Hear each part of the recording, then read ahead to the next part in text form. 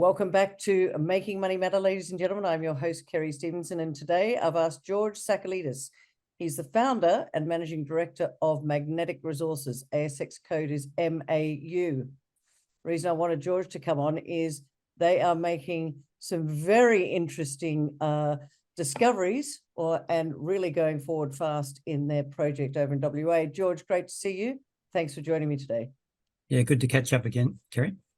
We should call it Making Mining Matter, George, because you've got a lot of interesting news out there. But before we get into the latest updates, give us a brief overview of who are Magnetic Resources. Well, Magnetic are a dedicated gold explorer in Laverton, WA. Laverton happens to be the second biggest gold area next to Kalgoorlie in West Australia. There's over 30 million ounces been discovered there.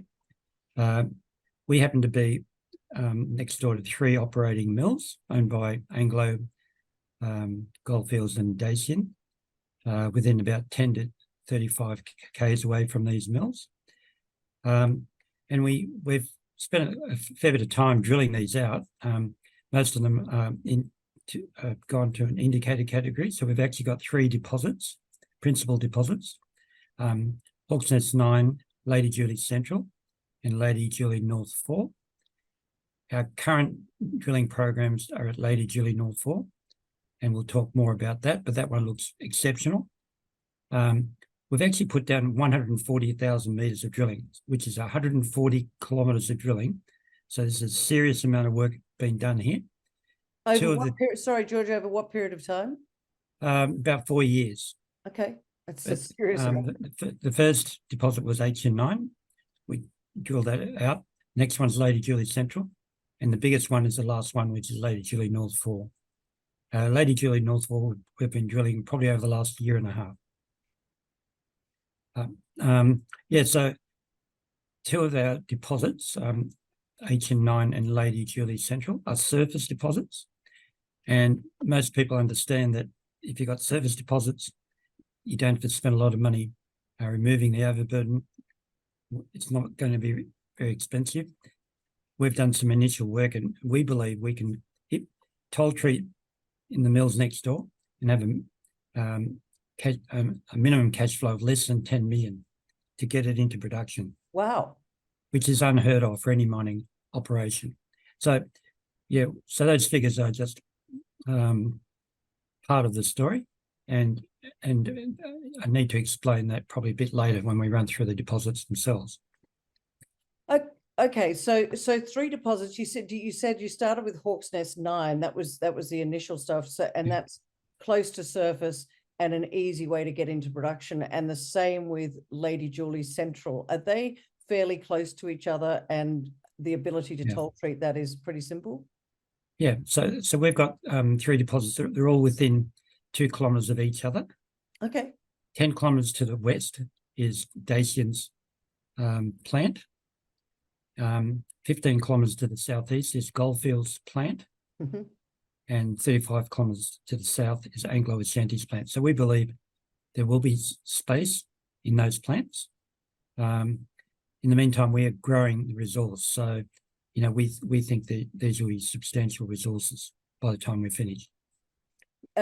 Given that they could be substantial resources, is there the potential for building your own mill and not using somebody else's, and therefore under their sort of their toll treatment?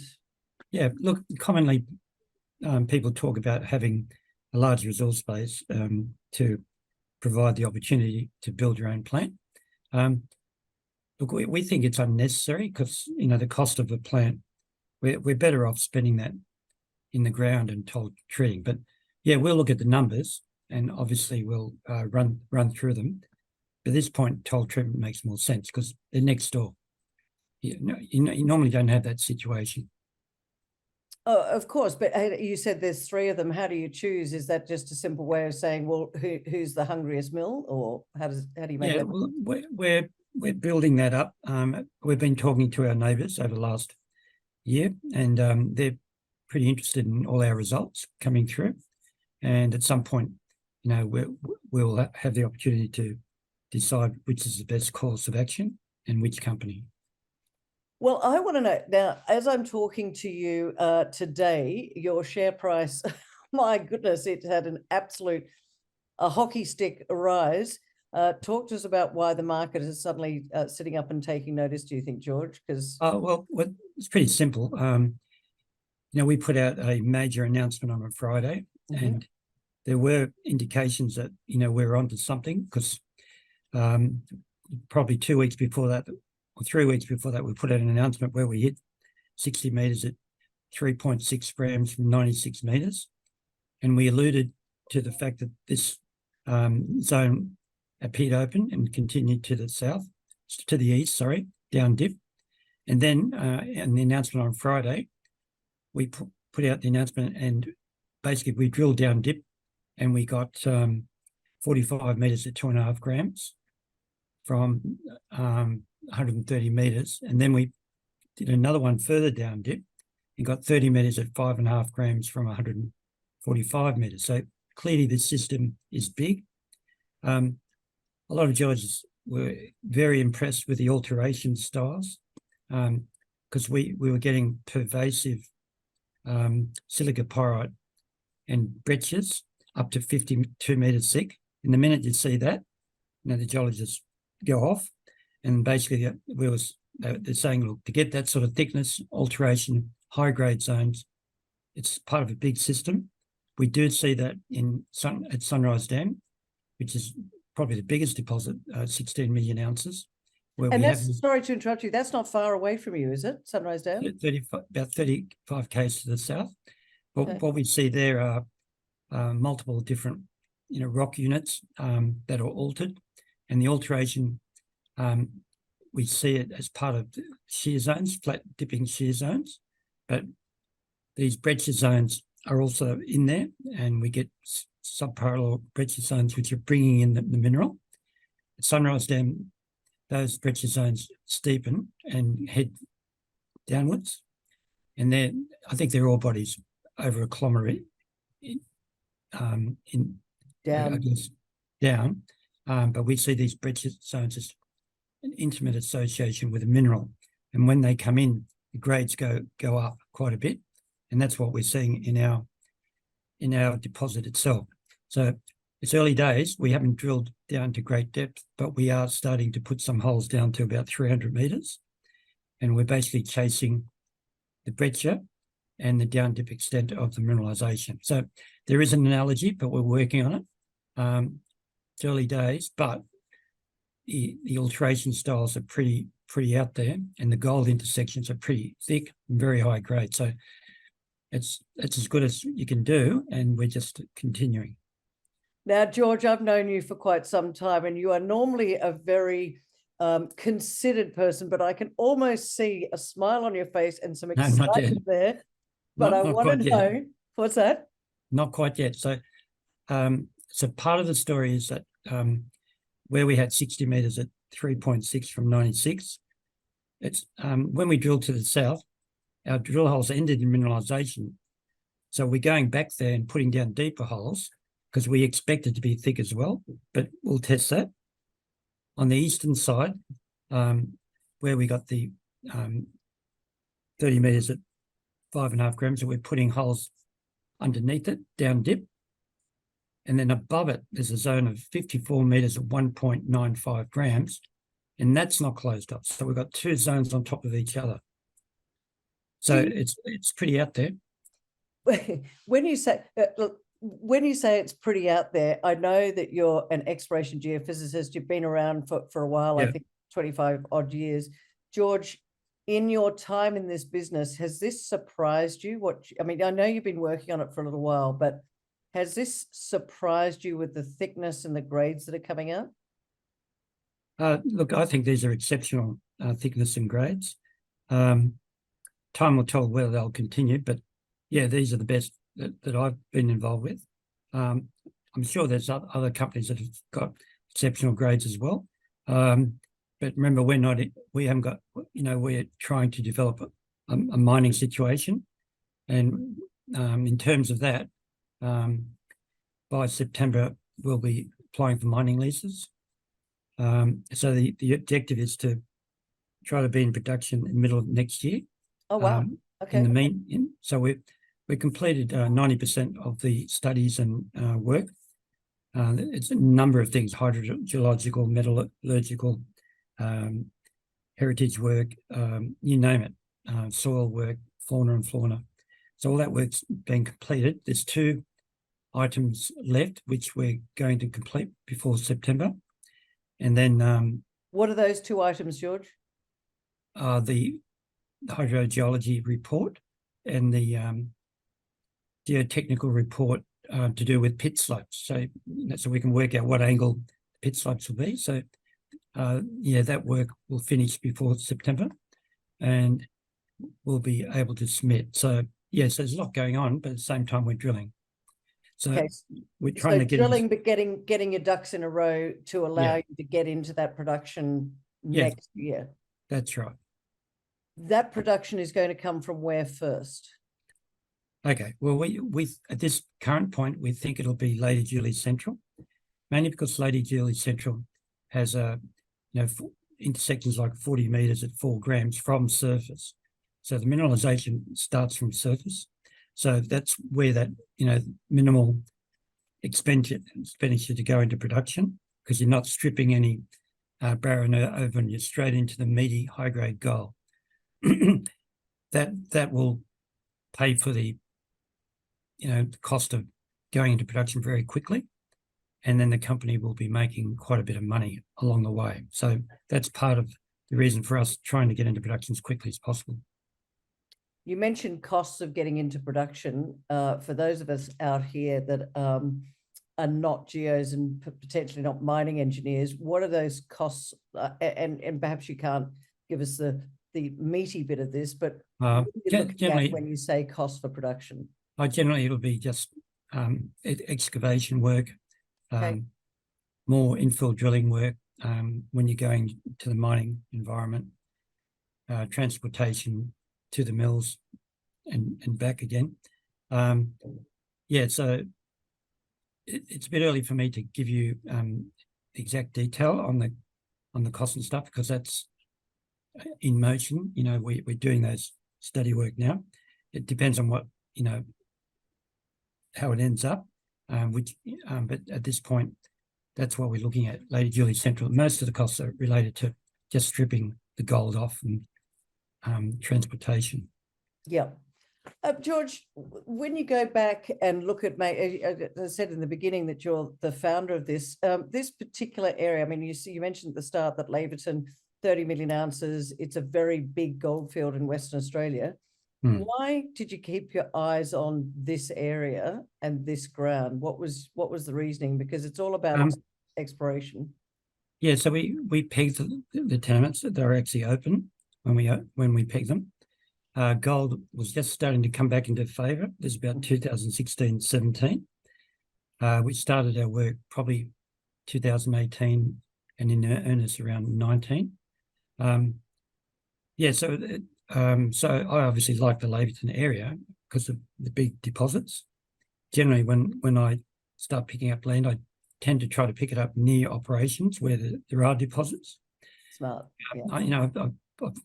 I've worked in areas where you're a fair way away from mineralisation, but that's more difficult because you need a big plant if it's standalone in the middle of nowhere.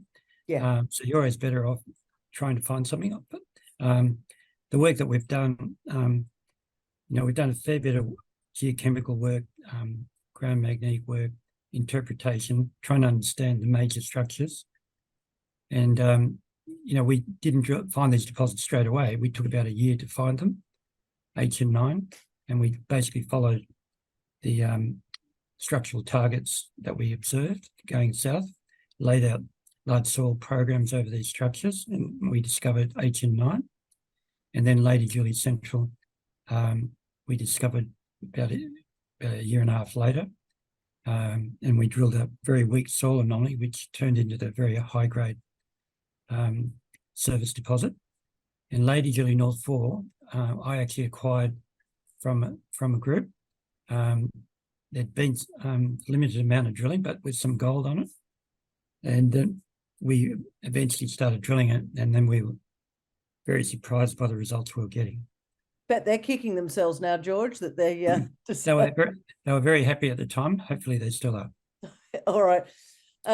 You talk about 3 deposits and they're about 2 kilometres apart each. George, are they all sitting on the same? Because one of the things I'm thinking is there a source for this rich gold mineralization? And are they all in the same sort of geological structure? In other words, have you found a district? Is this all going to connect together? Yeah, so there's a fundamental structure. So there's a structure called a Chatterbox shear, which is about 32 kilometres long. It goes from the Wallaby deposit, which is owned by Goldfields, which is a 7 million ounce deposit, trends north and goes into our deposits. A small one is called Mount Jumbo. Then it passes by Lady Julie Central, and then it passes through Lady Julie North 4. But further north of there, there's another deposit called the Apollo, which is someone else's ground, and the Beasley Creek gold mine. So all those deposits are on that structure. That structure has been defined by mapping and gravity. Gravity, it's quite a distinct negative gravity anomaly. So when you see it, you know it's a major structure. We actually did some shallow seismic over the top of it, over our land, and that actually correlated with the Chatterbox shear. So that gives us the confidence that the structures that are involved are big structures and go down to great depth. And that's important because that's what we're trying to find. And it seems like that's happening as we speak. So again, I go back to what I was saying. Do you think that this could all connect together and be potentially a new gold district? I mean, I know it's part of, as you said, the Chatterbox zone, which is 32 kilometres long. Yeah, so it won't be 32 kilometres long, but within there, you'll find deposits just like we have already. Obviously, Lady Julie North 4 looks like it's going to be very large, but we'll continue to work there. So that structure will be mineralised along it. We've got about 5.5 kilometres of it on our land, and Lady Julie North 4 is the most northern 800 metres of it. So there's scope to find more. We seem as though from our deeper drilling, we seem to be hitting that Chatterbox shear at depth, and that's where we're getting the strong alteration. Okay, so that means this could continue at depth and become bigger and bigger as you go along. Yes, so that part of our work program is to investigate that. Right. Talk about the production side of it. You said Lady Julie Central is probably the first one that will get off the mark and that you expect, or you're working towards getting into production the middle of next year. That's going to bring some revenue in potentially, which is going to be very good for shareholders. Explain what shareholder, because I think value for shareholders is what our audience is looking for. How does that pan out? Yeah, look, again, I can't give you the numbers because they've been published, but conceptually, the idea is to be in production for between 5 and 8 years, depending on how much we find. Could be more. We're looking at maybe between 60 and 100,000 ounces a year. It could be more. It just depends. Look, we realise the plants next door are underutilised. One of the operations only operates 2 weeks on, 2 weeks off, mainly because they're deep underground and not getting enough ore. So there's an opportunity there. The Dacian plant, same sort of thing. They need feed, and there's an opportunity to get involved there. There are other plants, the Anglo plant, and there's a small plant owned by another company. So I think that opportunity exists. So at this point, we're looking potentially to be producing between 60 and 100,000 ounces a year, but not as a toll treatment operation. Okay, so talk to me, because it all sounds amazing. And as I said a little while ago, clearly the market's sitting up and taking some notice. George, challenges as you go forward into production? You mentioned having to get the mining leases through. Is that a difficult process, or because this is a gold district, it's a matter of doing the paperwork and there's no challenge there? Yeah, we're working on it as quickly as we can. The challenges that we see ahead, I think, they've been completed by many companies in the past. We're trying to fast track those and make sure that we are in production. So I don't think there'll be some impediment to allowing us to go forward. None of the studies that we've done suggest that. What about any title issues, heritage issues, anything like that? You mentioned flora and fauna. That's all sorted? Yeah, the native title agreement gets triggered when you apply for mining leases. Mm-hmm. We're trying to preempt that by starting that work now. Okay, so you don't see any challenges. That the native title around the area, you're in touch. Well, look, all the groups there are very keen on production. Okay. Okay, so that, they'll end up with a royalty stream or some payment stream. So they're very happy. There's no reason to I guess, to not do it. It doesn't make sense. Okay, so just to summarize, if I could, George, you've got 3 deposits. You've got Hawk's Nest 9. You've got Lady Julie Central, which you say that's going to be the first one, and that's at surface. So it's going to be a very simple way to get the gold. It's literally almost, I guess, like a quarry in a way. Yeah. But that Lady Julie North 4, that's the one that's got some massive potential. So just in terms of news flow, I guess, going forward, is the focus going to be, let's get Lady Julie Central into production, follow that with Hawk's Nest, and keep expanding Lady Julie North 4? Am I getting that in the right? Look, the order might be Lady Julie Central, Lady Julie North 4. Okay. That's the current thinking. So, once we determine how big Lady Julie North 4 is, that's when our final plans will emerge. It's too early to say we're definitely going to do this, we're definitely going to do that. Okay. Yeah, so that's sort of a tentative plan.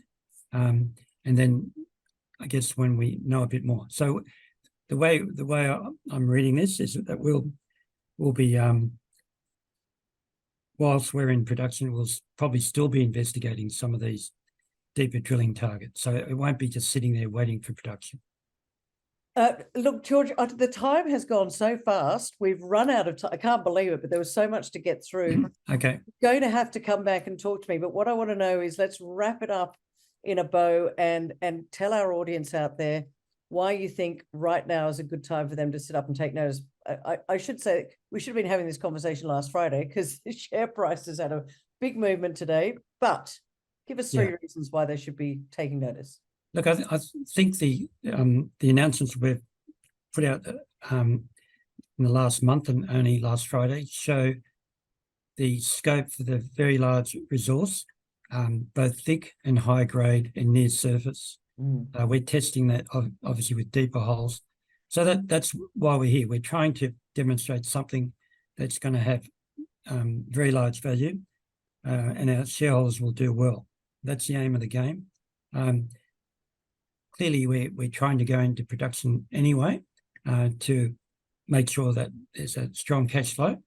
But right now, the opportunity is to see this grow. Every geologist in town is excited about what we've found. The alteration styles are pervasive, they're thick, and they expect it to be part of a much bigger system going downwards. So we'll be testing that over the next few months. And I think that's, in short, that's what it's all about. There you have it, ladies and gentlemen. I tell you what, it's a very exciting time for Magnetic. And George, I really appreciate your time today. As he said right at the start there, thick, high grade, near surface, getting into production next year in the right area. Doesn't have to use a lot of that shareholder funds to build mills and all the rest of it, because they've got the infrastructure literally on their doorstep. George, great to chat, and let's come back and chat as the news keeps getting better as we go forward. Okay, thanks, Kerry. Nice to see you. See you.